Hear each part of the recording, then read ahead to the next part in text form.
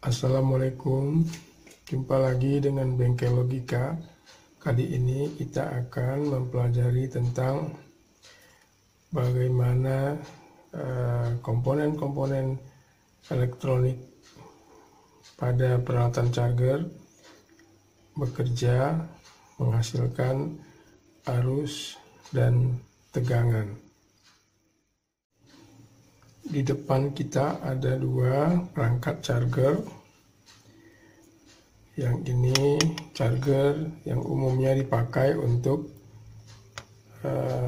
mengecas baterai handphone, sedangkan ini adalah charger yang digunakan untuk mengecas baterai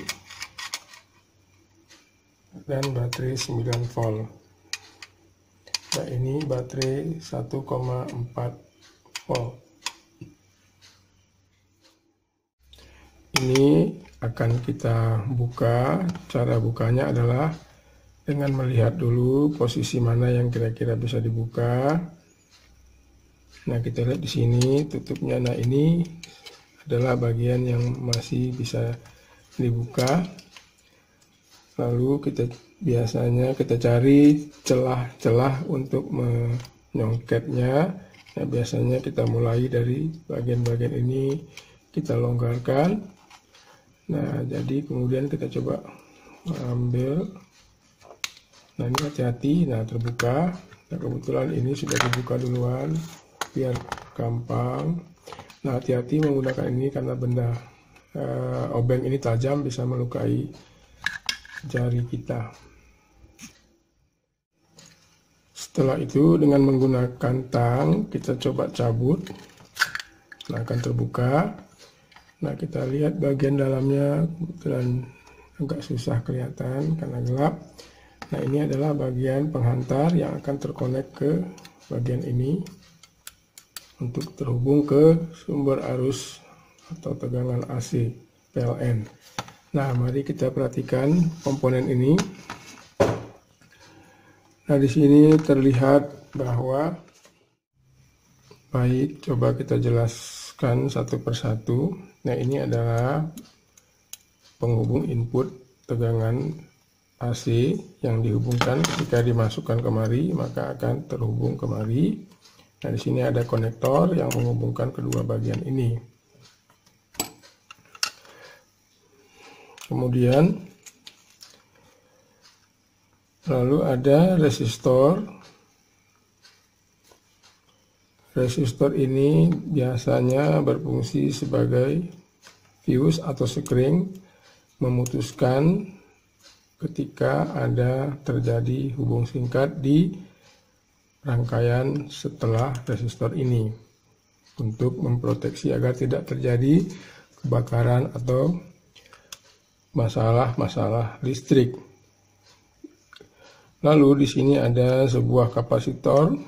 Tentunya bagaimana kapasitor ini rusak harus diukur dengan menggunakan avometer. Begitu juga dengan resistor. Lalu mengalir. Ini ada kapasitor untuk menstabilkan tegangan IC ini. Jadi terhubung ke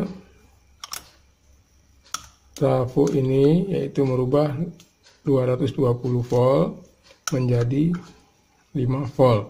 Lalu ada rangkaian proteksi lainnya untuk memutus dan menghubungkan arus jika baterai kosong atau baterai penuh. Lalu keluaran 5 volt diproteksi dengan atau dipastikan bahwa yang mengalir hanya arus positif dengan menggunakan dioda ini. Ini kurang lebih ukurannya 3 ampere yang dipasang setelahnya secara paralel kapasitor elektrolit yang besarnya 470 mikro 16 volt yang berfungsi untuk penstabil arus yang akan mengalir ke baterainya handphone. Nah, jadi kalau kita lihat di sini peluang kemungkinan bisa diperbaiki adalah ini satu, kemudian dioda ini, kapasitor ini putus, lalu dioda ini, tapi ini mungkin jarang putus, kapasitor ini juga jarang karena dia sebagai output, kecuali tegangan keluaran dari trafo ini lebih besar dari 16 volt, maka ini akan meletus. Nah, kemudian dalam kita perbaiki ini tentunya kita perlu menimbang apakah nilai ganti komponen dengan harga beli baru juga harus kita sesuaikan. Tetapi kalau hanya untuk sekedar pengetahuan atau penasaran, ya silahkan diganti, diperbaiki. Nah, tentunya untuk bisa menguasai rangkaian ini harus mengetahui bagaimana mengukur komponen-komponen ini kondisinya baik atau rusak dengan menggunakan alat ukur alkometer. Demikianlah cara kerja dari sistem charging dari handphone, yaitu arus A dan tegangan AC 220 volt di-DC-kan. Setelah di-DC-kan lalu diturunkan dengan menggunakan trafo ini, dialirkan ke dioda sebagai penstabil, difilter oleh kapasitor, dialirkan ke baterai yang diproteksi dengan rangkaian pembanding tegangan baterai dan tegangan yang dihasilkan oleh charging. Kalau tegangannya sudah sama, maka charging akan berhenti untuk mengecas baterai. Disitulah fungsinya rangkaian pengecas HP dengan kualitas yang terjamin oleh pabrikasi. Lalu kita lihat lagi komponen charge ini, yaitu untuk mengecas baterai AA 9 volt dan 1,4 volt. Kita perhatikan, nah ini ada baut, kita buka keduanya. Ini sudah saya buka. Lalu biasanya di quality sticker begini ada label garansi, atau quality control begini di bawahnya ada baut, maka kita buka. Nah, ketika ini sudah sobek, maka garansi barang sudah tidak ada.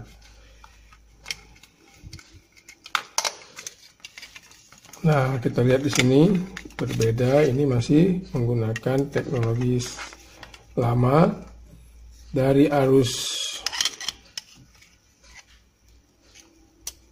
dan tegangan AC mengalir kemari, langsung menuju ke trafo. Trafo ini 220 volt, di step down diturunkan ke tegangan ada 3 kabel, maksud saya 3 kabel. Nah, diturunkan, saya kira ini diturunkan menjadi 12 volt. Nah, lalu kita lihat lagi.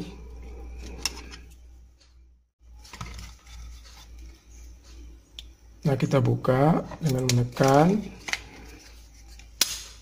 lalu kita tarik. Nah, ini kelihatan rangkaiannya sangat simpel dan sederhana.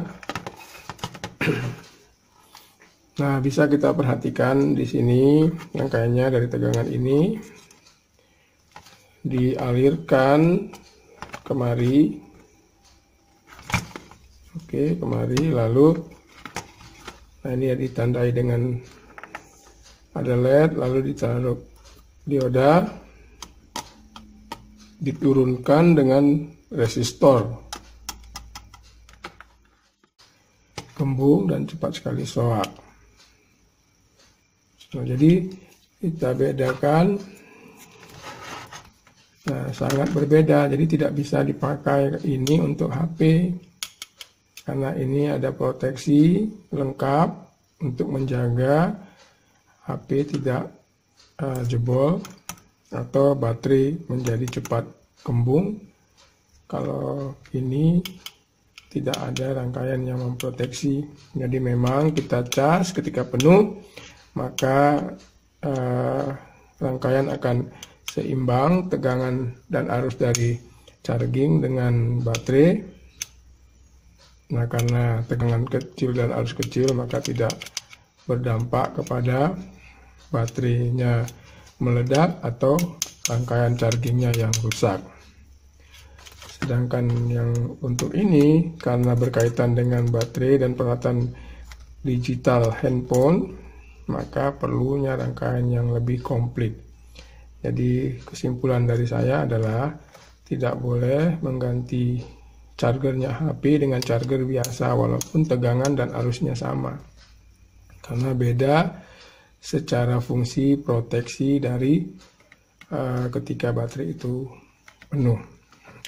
Nah, masalah bagaimana ini diperbaiki saya kira tidak terlalu rumit, tinggal belajar bagaimana mengukur ini dioda, mengukur resistansi. Biasanya resistansi kalau jebol, putus, short circuit. Nah, ini komponen ini diukur dengan menggunakan alvometer. Nanti di channel berikutnya akan saya ulas satu persatu tentang fungsi dan cara mengukur kerusakan komponen. Begitu juga dengan rangkaian chargernya HP. Kita tinggal mengganti, hanya saja yang perlu dipertimbangkan di sini adalah faktor ekonomisnya. Nah, demikianlah apa yang saya sampaikan hari ini. Mudah-mudahan bisa bermanfaat untuk kita semua. Dengan logika, kita pasti punya solusi untuk menyelesaikan masalah. Assalamualaikum warahmatullahi wabarakatuh.